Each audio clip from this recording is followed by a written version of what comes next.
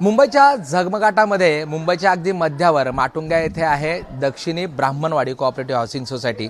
आणि आपण जर बघितलं तर गणपती बाप्पाचं आगमन या ठिकाणी झालेलं आहे आणि या गणपती बाप्पाच्या आगमनासाठी अतिशय पारंपरिक पद्धतीने या ठिकाणी ही संपूर्ण चाळ जर बघितलं तर आपण ती नटलेली आहे।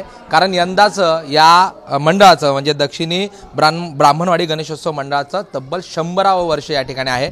आणि आपण जर बघितलं तर ही चाळ ज्या पद्धतीने सजलेली आहे तसाच इथे गणपती बाप्पा जो आहे तो देखील आपण पाहू शकतो। पारंपरिक पद्धतीने गेली 100 वर्ष या गणपती बाप्पाची या ठिकाणी स्थापना होते आणि अतिशय सुंदर अशी ही रेखीव मूर्ती आणि 108 कुटुंबांचा हा बाप्पा या ठिकाणी आपल्याला पाहायला मिळतो आहे।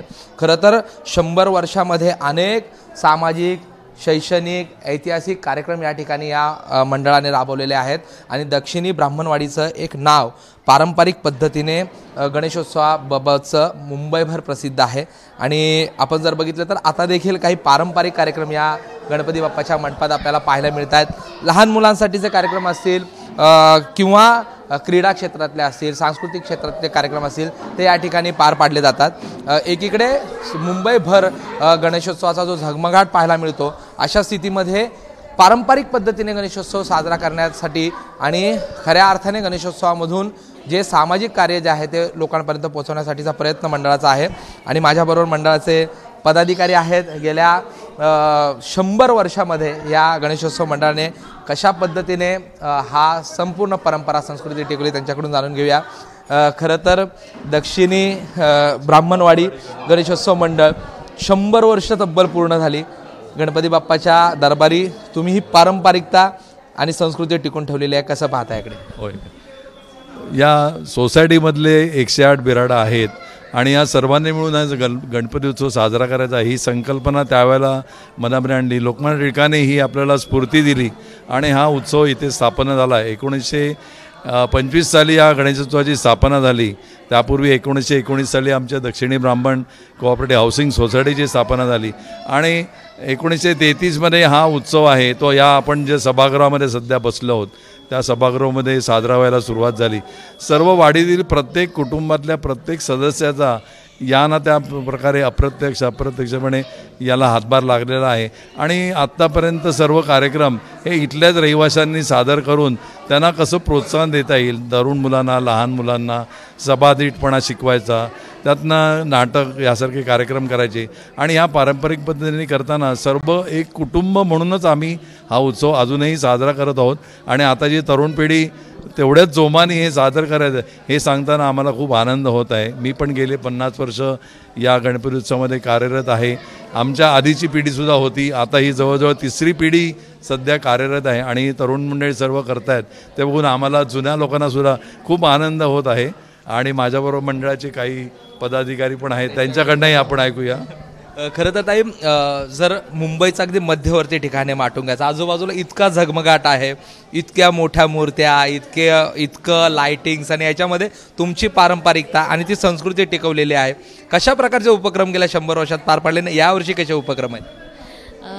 वाडीमध्ये हे जेव्हा म्हणजे आता हा 100वा गणेशोत्सव आहे, मागची वर्षसुद्धा आम्ही कार्यक्रम करत आलो होतो आणि 100वा वर्ष म्हणून सुद्धा वाडीतल्या लोकांच्या मदतीने काही कार्यक्रम आपण ठरवलेत। मोगरा फुल्ला हा वाडीचा सगळ्यात जुना जो प्रोग्राम आहे तोही यावर्षी होणार आहे। वाडीतलेच गायक जे आहेत होतकरू गायक ते हा प्रोग्राम सादर करतात। शिवाय लहान मुलांसाठी छोट्या मुलांच्या स्पर्धा, मोठ्यांच्या स्पर्धा, शिवाय सहस्त्रावर्तन आपल्याकडे होतं। वाडीतली सगळे लहानपासून आबाल वृद्ध म्हणजे आपण म्हणतो ते सगळे येऊन सहस्त्रावर्तनामध्ये सहभागी होतात। शिवाय महाप्रसाद ही एक संकल्पना आपल्याकडे असते, सगळ्यांकडनं शिधा म्हणून गोळा करून असा त्याच्यातनं आपण एक मोठ्या प्रमाणावर 200 ते 250 लोक येऊन त्या महाप्रसादाचा आनंद लुटतात आणि देणगीच्या स्वरूपात पण सगळ्यांनी खूप उत्साह दाखवलाय आणि आपल्या गणपतीचं पालखीतून आगमन आणि विसर्जन होतं। तर हा सुद्धा एक विशिष्ट म्हणजे ट्रेडिशनल आपण पारंपरिक गोष्ट म्हणतो ती ही करून आपण जपलेली आहे आपल्या उत्सवात। आणखी काही पदाधिकारी आहेत। एकूण मुंबईच्या मध्यवर्तीचं हे ठिकाण आणि इतकं पारंपरिकता तुम्ही ह्यामध्ये ठेवलेली आहे, ह्या झगमगाटाच्या मध्ये कसं काय हे सगळं टिकवलंय? आमच्या आता हे ज्येष्ठ पदाधिकारी आहेत, आमच्या वडीलधाऱ्या माणसाने आम्हाला वारसा दिला तो आम्ही पुढे घेऊन चाललेलो आहोत। तर पिढ्यानपिढ्या इथे हे उपक्रम चालत आलेले आहेत आणि विशेष करून आता म्हणजे स्थापनेच्याबद्दल तर तुम्ही जाणलंत, पण सांस्कृतिक कार्यक्रमाला आम्ही इथे खूप महत्त्व देतो आणि सांस्कृतिक कार्यक्रमाच्या उद्देशाने काही स्थानिक कार्यक्रम आम्ही इकडे सादर करतो. आमच्या वाडीमध्ये बरेच कलाकार मंडळी होऊन गेले. शरद जांभेकर आहेत, श्रीकांत देसाई आहेत, रुपाली देसाई आहेत, जे फिल्म क्षेत्रामध्ये पण त्यांनी काम केलेलं आहे. अशी काही थोर मंडळी आमच्याकडे आज आहेत. तर त्यांच्यामुळे आज आम्हाला तो एक उत्साह आमच्याकडे येतो तो, आणि आम्हाला ती एक काय म्हणतात ती एक थोडीशी कला आम्हाला पण उपजत झालेली आहे. तर ती कलेचं ते सादरीकरण आहे ते आम्ही इथे नाटक करतो. गाण्यांचा कार्यक्रम असतो जो मोगरा फुलला म्हणून आम्ही प्रसिद्ध कार्यक्रम आहे इथे वर्षानुवर्ष. माझ्या जन्मापासून लहानपणापासून जेव्हापासून मला कळत आलं तेव्हापासून मी तो गाण्याचा कार्यक्रम अनुभवतो आहे. कालांतराने मीही त्याच्यात भाग घ्यायला लागलो. तर असे काही उपक्रम आहेत, असे काही सांस्कृतिक कार्यक्रम आहेत ज्याला आम्ही खूप महत्त्व देतो इथे, आणि आम्हाला ते एक क्रेज असते या सगळ्या. कधी एकदा गणपती उत्सव येतो आणि कधी आम्ही हे कार्यक्रम याच्यामध्ये भाग घेतो आणि विविध प्रकारे लोक भाग घेतात. ज्यांना गायला प्रत्यक्ष जमत नाही ते बॅकस्टेजला काम करतात. आमच्याकडे आता हा हॉल आहे 1933पासनं, तर इथेच आम्ही एक छोटासा रंगमंच बनवतो, त्याच्यावरती आम्ही कला सादर करतो. असेही तुम्ही आत्ता जे काय कार्यक्रम बघितले तेही चालूच असतात. 10 दिवस काही ना काहीतरी कार्यक्रम चालू असतात. आरती होत असते बाप्पाची, असं आहे. मी ज्या ठिकाणी उभा आहे हा गणपती बाप्पाचा मंडप जरी असला तरी ह्या सगळ्या चाळीचं स्वरूप बघितलं तर हा संपूर्ण परिसरच जणू काही गणपती बाप्पाचा हा मंडप झालेला आहे.